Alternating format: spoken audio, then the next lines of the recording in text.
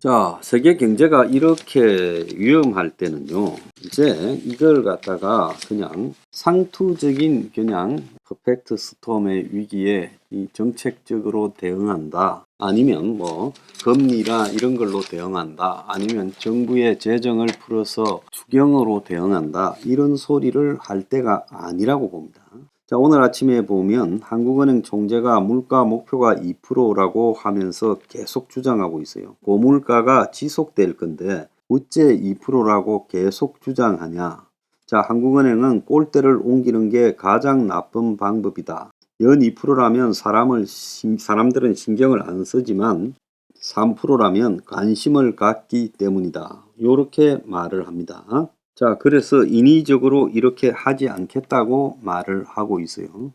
그래서 실제 물가와 물가 안정 목표가 차이가 많이 나지요. 실제 물가는 6%대 수준인데 이 물가 안정 목표는 2%라고 지금 한국도 그렇게 말하고 미국도 말하고 있습니다. 한국은 외관상으로 5%라고 이야기를 하지만 한국의 물가 상승률이 5% 이상일 거는 국민들이 다 실감하고 있어요. 자, 그래서 제가 오늘 하고 싶은 이야기는 이상한 경제 상황에서 사상 초유의 위기에 계속 저렇게 한국은행 같이 무슨 물가 목표가 어쩌니 이런 식이나 그 다음에 지금 경제 부서들처럼 은행 팔을 쥐어트는 거 또 아니면 뭐 건설회사 부도를 막기 위해서 이제 땜박질용으로 부동산 조치를 임시적으로 하고 또 개인의 지금 신용 불량을 막기 위해서 정부가 뭐 30조 플러스 알파의 개인 신용 강화 조치를 취하고 이런 것들로 위기가 극복되어진 예가 있느냐는 겁니다. 올 위기는 극복을 못하고 터지는 것은 터지는 거예요. 그런데 이런 식으로 자꾸 은발에 오줌 누기식으로 하면서 자신들의 금융이나 재정 정책이 지금 위기 방지 정책이 통하고 있다고 착각하게 되면 그러다가 방심하다가 터져버리면 그야말로 수습 불가로 밀려간다는 겁니다. 그래서 제가 이 사상 초유의 위기에 진짜 문재인이 사기친 한국형 뉴딜이 아니라 그야말로 새로운 형태의 신한국형 뉴딜 정책을 만들어서 이렇게 대응해도 시원찮은데 땜방질 대응으로 이렇게 가다가는 극복하기가 어렵다라는 거예요. 자, 여기에 아무도 관심을 갖고 있지 않다는 겁니다. 자, 한 언론사의 보도에 따르면 국내 건설사 주택사업 경력자의 70%가 부동산이 경착륙, 즉 추락해버릴 거라고 보고 있다는 거예요.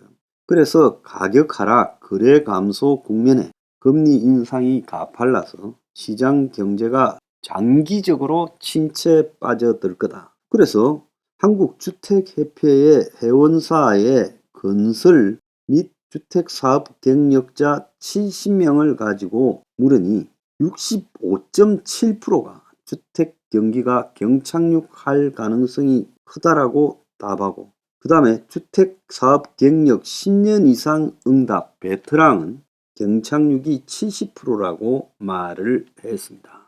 그래서 이것만 보더라도 지금 위기가 올 때 민간의 위험 회피 경향이 강해질 수밖에 없어 정부가 적극적인 노력을 해야 되는데 주택 문제만 해도 지금 이 부실 방어에 매우 적극적인 노력을 해야 되는데 미흡하다라는 입장이 지금 나오고 있어요. 자, 이제 부동산 분야에 종사하는 사람들이 초조해져서 이런 말을 실토하고 있습니다. 정부 이 정권 들어서서요. 2022년 5월 10일, 6월 21일, 8월 16일, 11월 10일, 12월 26일, 1월 3일 부동산 대책을 각기 내놨어요. 이 정부도 부동산 대책을 갖다가 굉장히 많이 발표하고 있습니다. 취임 당일 다주택자에 대한 양도차익 중과세를 1년 유예하고 그리고 8개월 만에 전 정부가 만들어 놓은 부동산 규제를 대부분 해제했어요.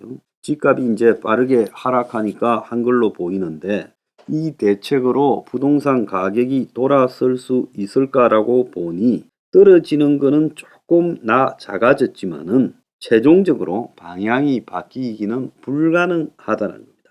그래서 지난해 말처럼 0.7%씩 가격이 하락하면 한 달에 3%, 연간 50% 하락하는데 이 속도로 지금 계속 내려갈 수는 없기 때문에 하락률이 축소될 시점에 정책이 나와 효과를 발휘한 것으로 보이는 것처럼 착시 효과가 있다.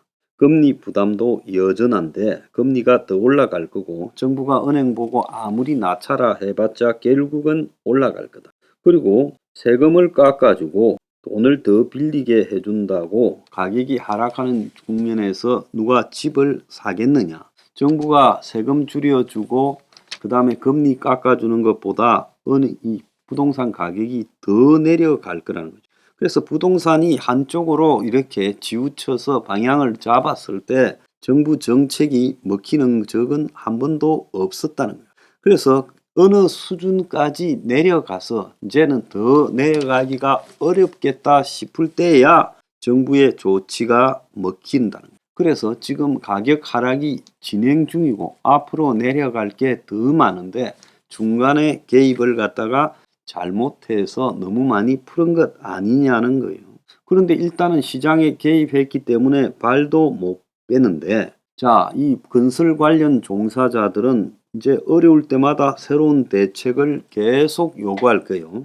그런데 정부가 내놓은 카드를 다 쓰고 나면 이제 무능한 정권이라고 욕을 할 거라는 거예요. 그래서 지금 한 언론의 칼럼에는 정부가 지금 너무 높았던 부동산 가격이 정상을 찾아가는 상황이어서 하락이 불가피하고 저금리 세상은 이제 다시는 오지 않는다. 옛날이 이상한 시대였다. 그때 투기해서 많이 올라갔던 부동산이 이제 내려서 정상을 찾아가는데 이 상황에서 전부 판단을 제대로 해야 된다라고 말해야 되는 겁니다. 그래서 현 정부는 이전 정부보다 부동산을 가지고 국민 설득하는 데 좋은 환경이에요. 부동산이 오르기를 바라기보다는 내리기를 바라는 사람이 더 많기 때문에 욕도 안 먹는 거예요.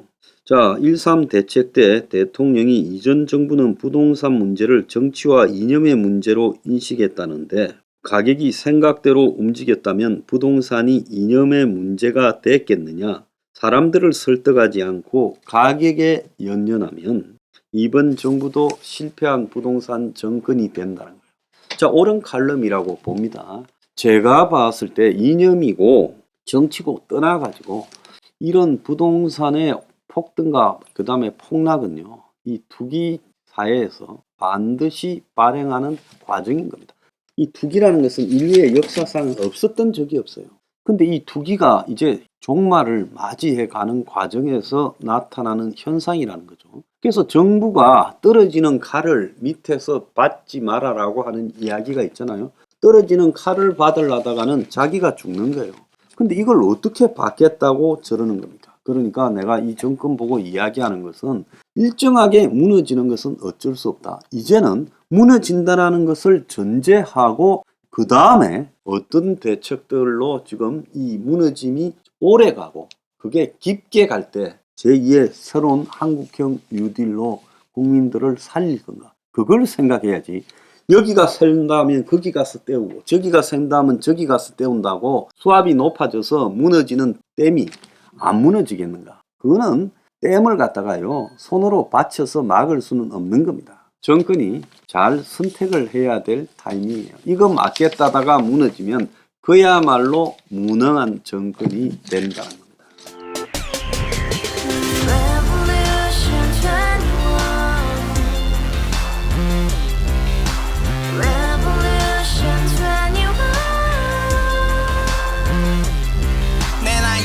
월세 30 코인빚만 300 서울에 온 지 벌써 10년 아둥바둥 버텼지만 여전히 난 반지 하에 제왕 곰팡이 연문제약 내비랭 깡통망통 완전히 폭망 고시원 창문만큼 작아진 내 꿈 연애 결혼 내 집 모든 게 헛꿈 1년 전 떠난 여친 울며 말했지 같이 써봤자 평생 가본 게 꼬꼬꼬라지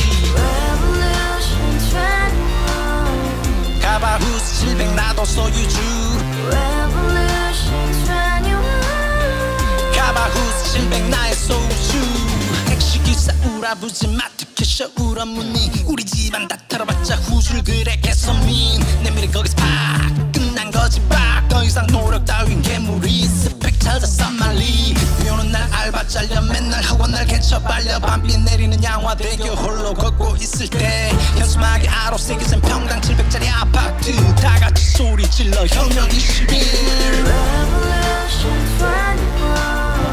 21. 가바후스 700 나도 소유주 Revolution 21. 가바후스 700 나의 소주 You and I, we live together in the house. Brand new day, and your dream had just begun. yeah. Revolution 21, only open happiness.